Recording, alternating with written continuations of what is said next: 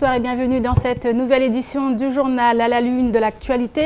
Ce soir, l'affaire IBS. Et pour en parler avec nous sur ce plateau, Saïdi Aya Beladji de l'entreprise Kaya et SARL. Bonsoir. Bonsoir. Également avec nous Eric Bounia de l'entreprise Bounia Eric.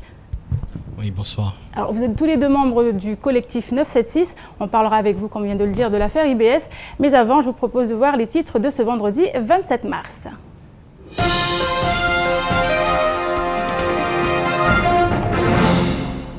La circulation était paralysée à Mamoudzou, Combani et Longoni ce matin. Un blocage organisé sous la révolte des salariés d'IBS de la carrière de Kangani. Ils dénoncent les menaces qui pèsent sur leurs emplois. Reportage dans ce journal.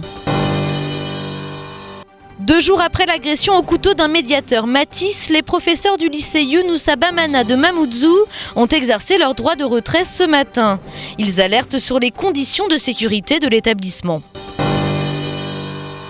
À 2 jours du scrutin final, les électeurs ont-ils déjà fait leur choix ? Pour le savoir, nous sommes allés mesurer les tendances dans les rues de Mamoudzou. Toutes leurs réponses dans cette édition.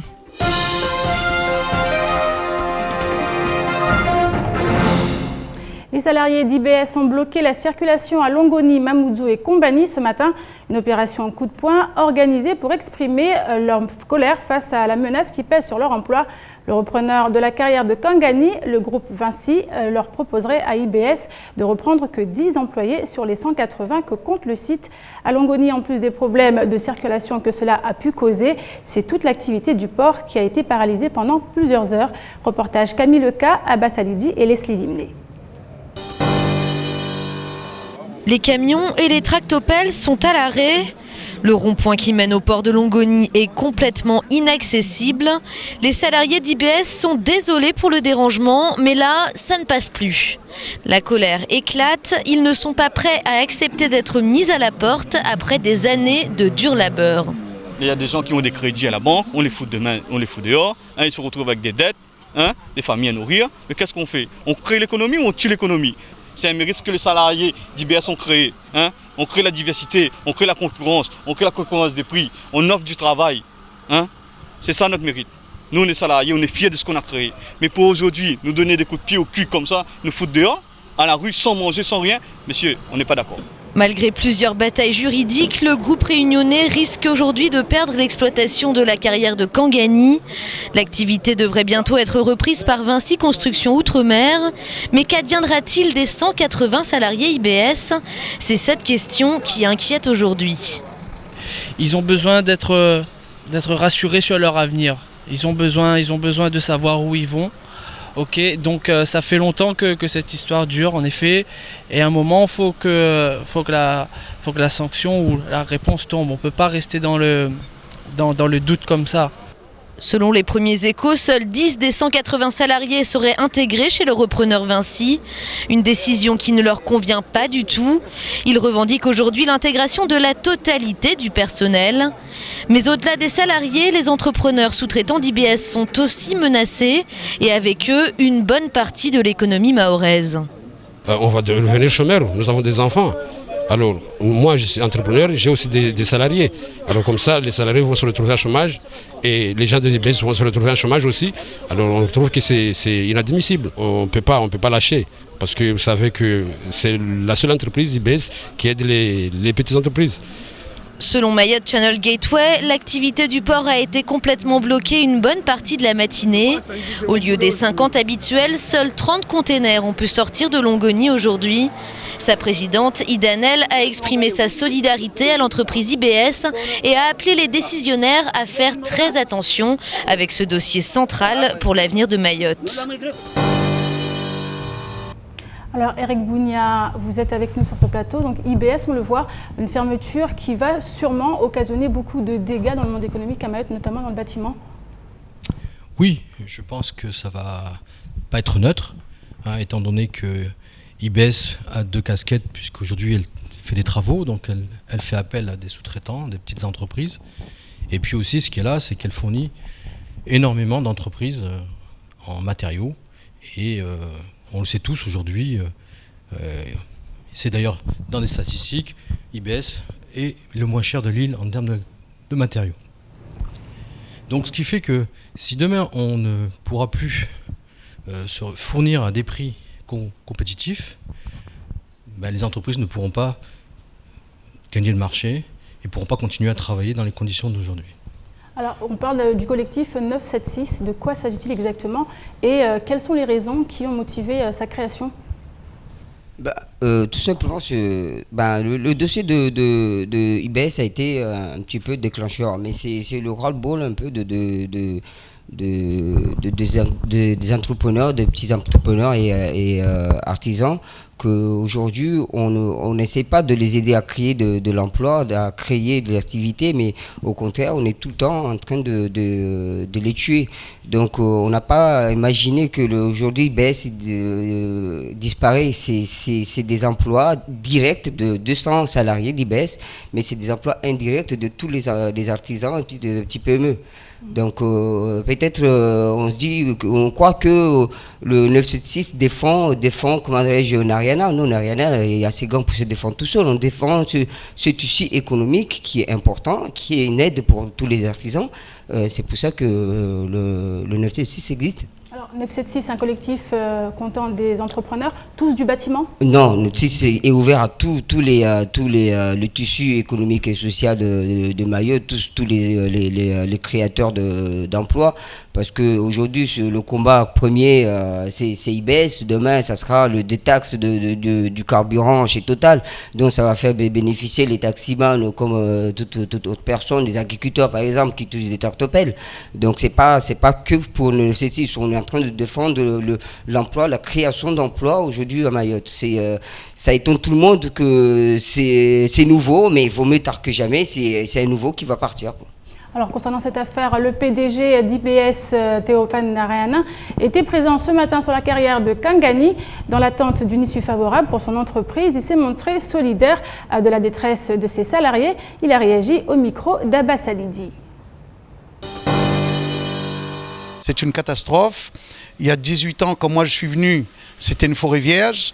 Aujourd'hui, on a fait une ville industrielle et aujourd'hui, on veut nous voler notre bien. Et avec la complicité de certaines personnes. Donc ça ne peut pas le faire. Moi, les gens qui travaillent chez nous, ils ont des contrats à durée indéterminée. Ils sont payés, mon Dieu, avec les moyens du bord. Il y a des mois où ce n'est pas la joie pour faire la paye, parce que nous-mêmes, on est très mal payés avec l'administration, avec les collectivités. Mais en tout cas, ça fait 18 ans qu'on est là. On a l'équivalent de 250 familles en emploi direct et en sous-traitance, ce qui représente à peu près 1000 bouches à nourrir. Aujourd'hui, tous les politiques de tous bords nous soutiennent.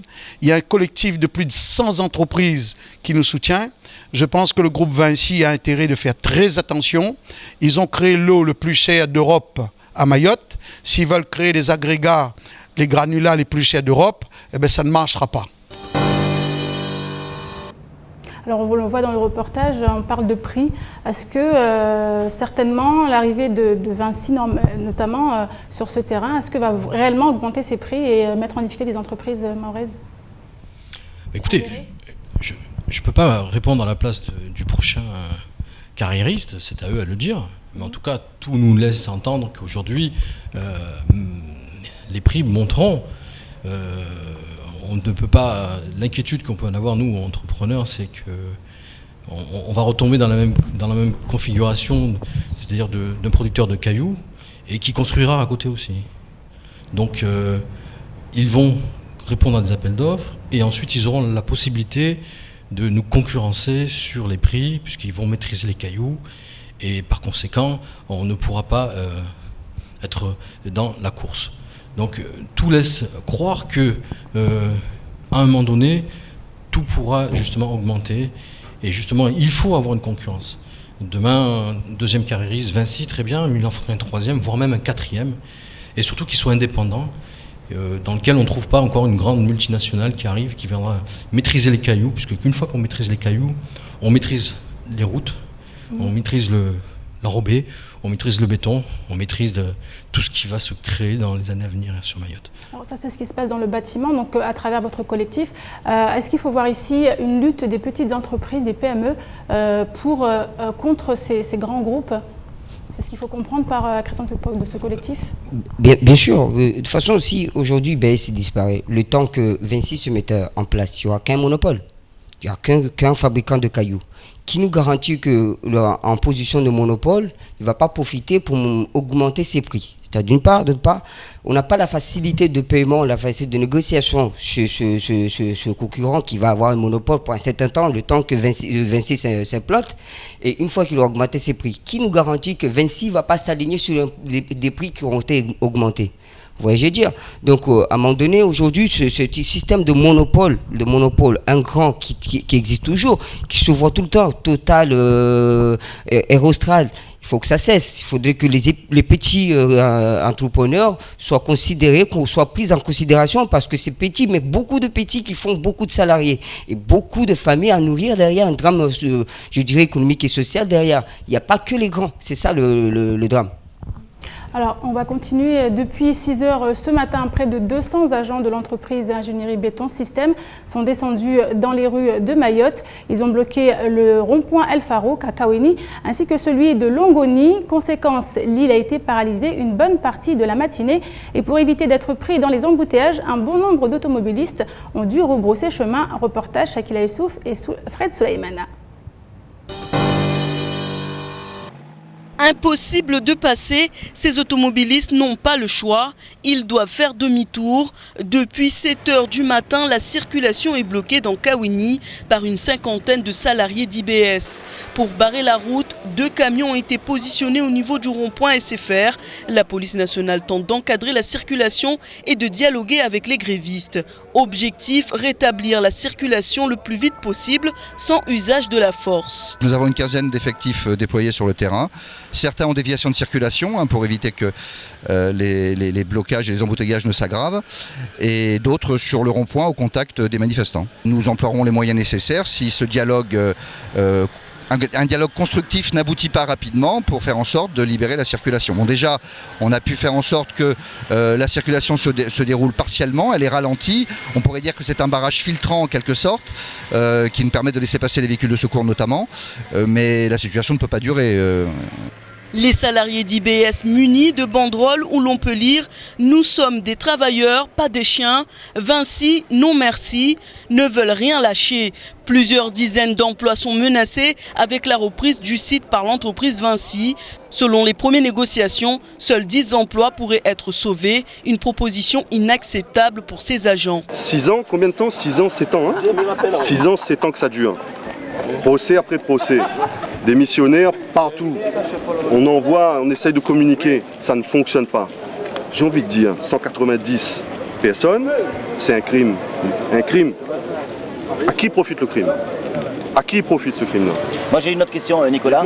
Vous savez que bloquer la circulation, c'est totalement interdit. Vous avez le droit de manifester, mais vous n'avez pas le droit de bloquer la circulation. Or là, vous la bloquez ici à SFR, vous la bloquez à Combani, vous la bloquez à Dembéni et à Longoni. Nous sommes au courant, les forces de l'ordre nous ont déjà rappelé ce fait de droit-là.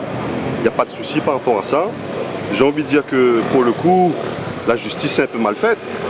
Parce que qui peut comprendre que la justice cautionne la destruction de 190 emplois et ne cautionne pas le fait qu'on bloque un peu la circulation pour se faire entendre.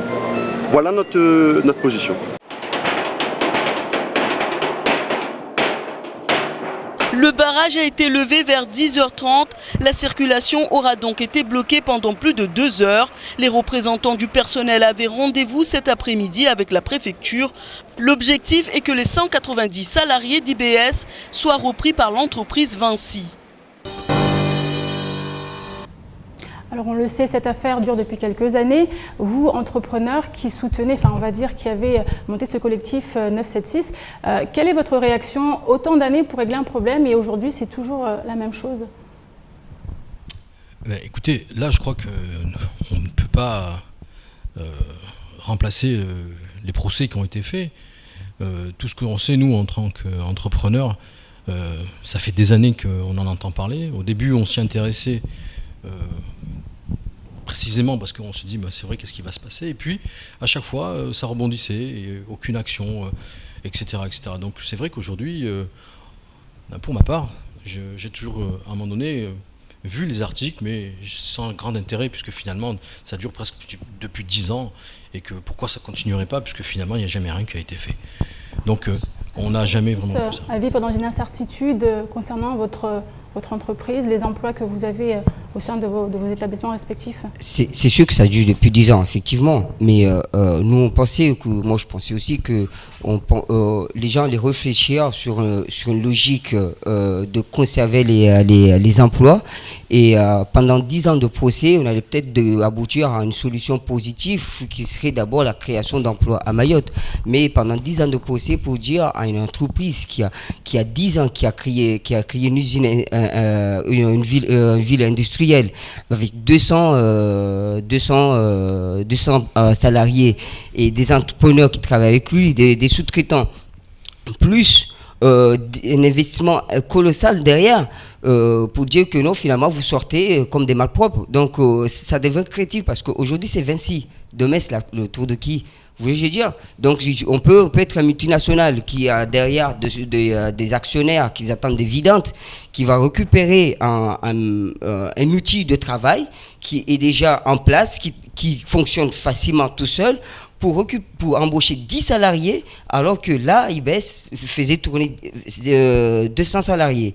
Et c'est 190 salariés qui seront supprimés. Ces 190 emplois qui seront supprimés, c'est que des dividendes qui vont aller dans les poches des actionnaires qui ne sont même pas démarrés, qu'on ne les connaît même pas, qui ne connaissent même pas où est Mayotte en plus. C'est ça qui est dramatique. Alors, après la levée des barrages, le délégué du personnel d'IBS avait rendez-vous à la DIECT cet après-midi. C'est son éviction de la réunion qui s'est tenue avec le préfet mercredi dernier, qui est aussi à l'origine de la mobilisation de ce matin.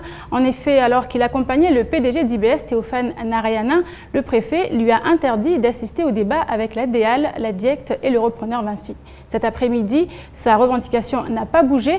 Il exige la garantie que tous les salariés conservent leur emploi et s'ils n'obtiennent pas gain de cause, ils ne s'arrêteront pas là. On écoute le délégué au micro d'Abbas Alidi.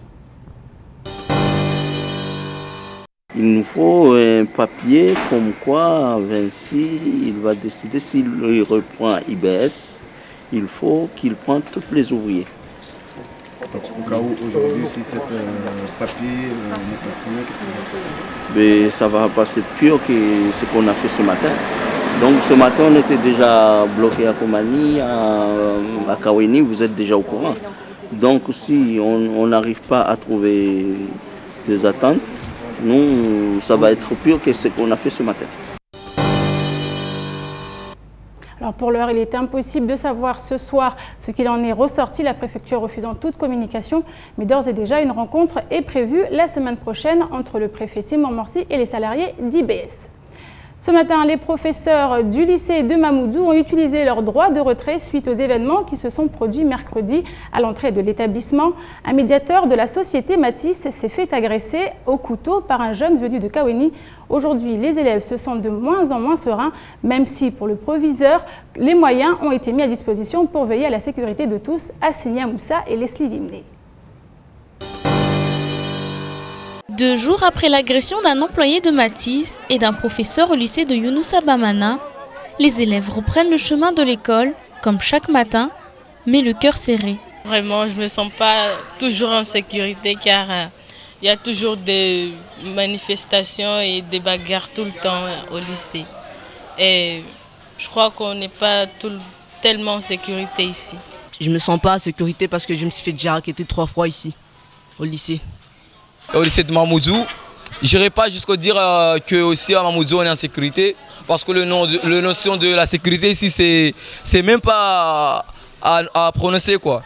Parce que le barreau là c'est si bas et ça permet aux délinquants de rentrer quand il veut et sortir quand il veut. Pourtant, le proviseur du lycée est formel à ce sujet. Tout a été mis en place pour assurer la sécurité à l'intérieur et aux alentours de l'établissement, comme par exemple la fermeture du portail à chaque intercours. Mais ce n'est pas tout. Il a accepté de nous parler des autres mesures mises en place. Je pense que c'est ne pas s'exposer à des difficultés.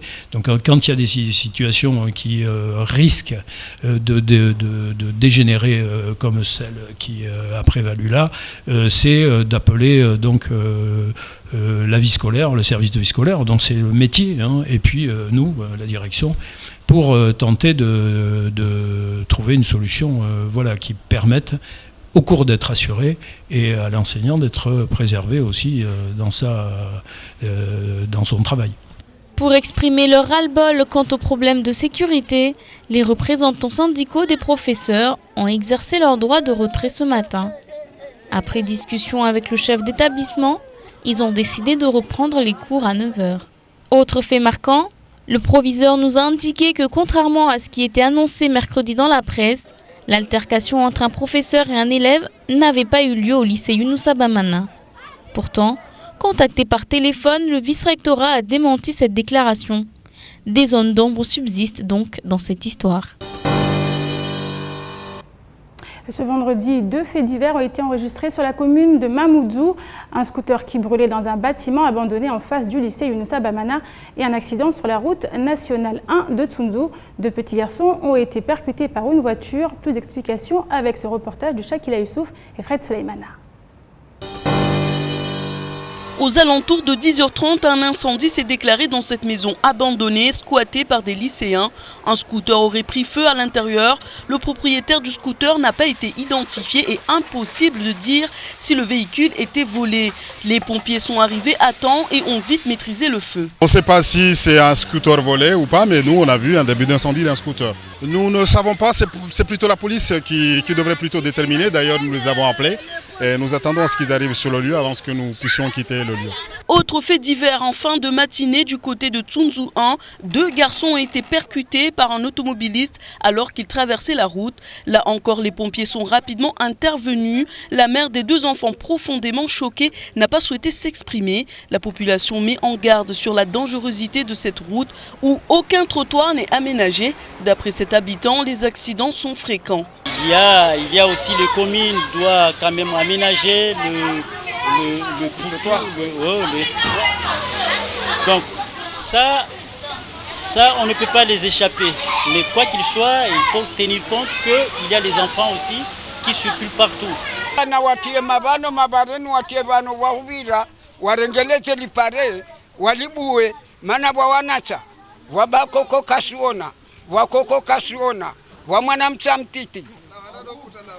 Uelewa wahimovira vanhu okaralanti wawenda mbio. Les 2 garçons âgés de moins de 10 ans ont été transférés au CHM de Mamoudzou. L'un souffre d'une blessure à la tête et l'autre d'une fracture du fémur. Les habitants de Tsunzu et les automobilistes empruntant la route sont appelés à la plus grande prudence pour éviter de nouveaux accidents. Fraude à la sécurité sociale, formation des demandeurs d'emploi à l'initiative du Conseil général. C'est également dans l'actualité de ce vendredi 27 mars. Les précisions avec Camille Leca.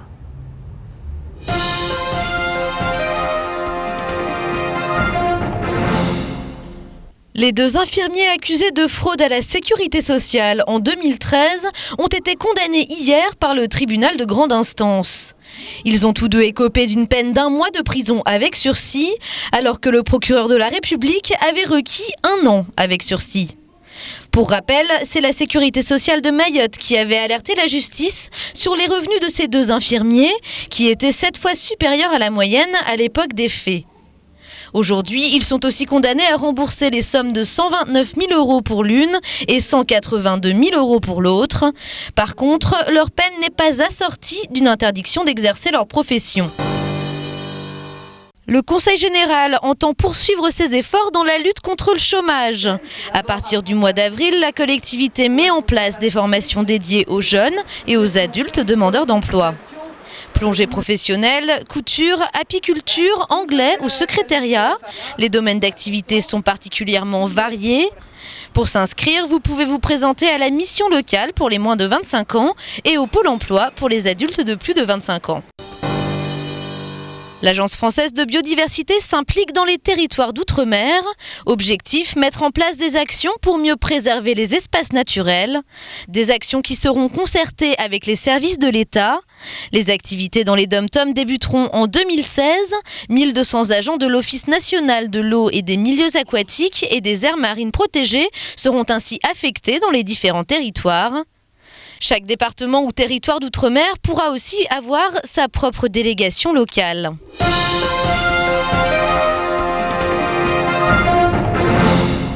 Et pour finir ce journal, et à moins de 2 jours du scrutin final des élections départementales, une question se pose. Les électeurs ont-ils déjà fait leur choix? Shakila Issouf est allée à la rencontre des habitants de Mamoudzou pour connaître leurs réponses. On les écoute.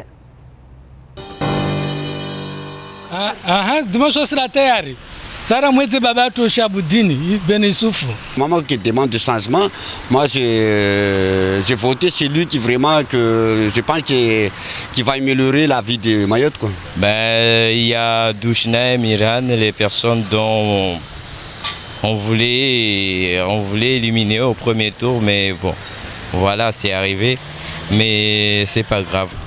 Faut voter en son âme et conscience déjà. Il faut voter réfléchi, il faut être certain de ses choix et pas le regretter à peine on a passé la porte. Il faut lire les programmes, tous les programmes, quand bien même on a déjà des idées prédisposées vers la gauche ou vers la droite. Il faut lire tous les programmes et voilà. Ce dimanche donc, n'oubliez pas d'aller voter. Comme le week-end dernier, les bureaux de vote seront ouverts dès 8h du matin et jusqu'à 18h dans certaines communes. On va finir avec vous l'affaire IBS. Donc, quelles sont vos craintes concrètement aujourd'hui? Nos craintes aujourd'hui, c'est de pouvoir ne plus travailler ou ne pas avoir des matériaux qui rentrent dans notre prix nos prix de vente. Aujourd'hui, la plupart des entrepreneurs, des artisans, on les a signé des marchés, on les a négocié les prix de fourniture chez IBS. Si aujourd'hui IBS n'existe plus et disparaît, bon, on va simplement se trouver, comme il dit, président Eric Bounia, avec une augmentation de prix de 30%. Donc, et encore, si on arrive à payer, parce que chez IBS, le problème c'est que chez IBS, on peut négocier un délai de paiement de 30 jours, alors que chez le concurrent, tu payes tout de suite ou tu as une garantie de 40 000 euros. C'est pas donné à tous les petites entreprises et artisans. Donc c'est vraiment la crainte, et je pense pas non plus que Vinci est prêt à mettre un système de travail comme il a fait IBS jusqu'alors.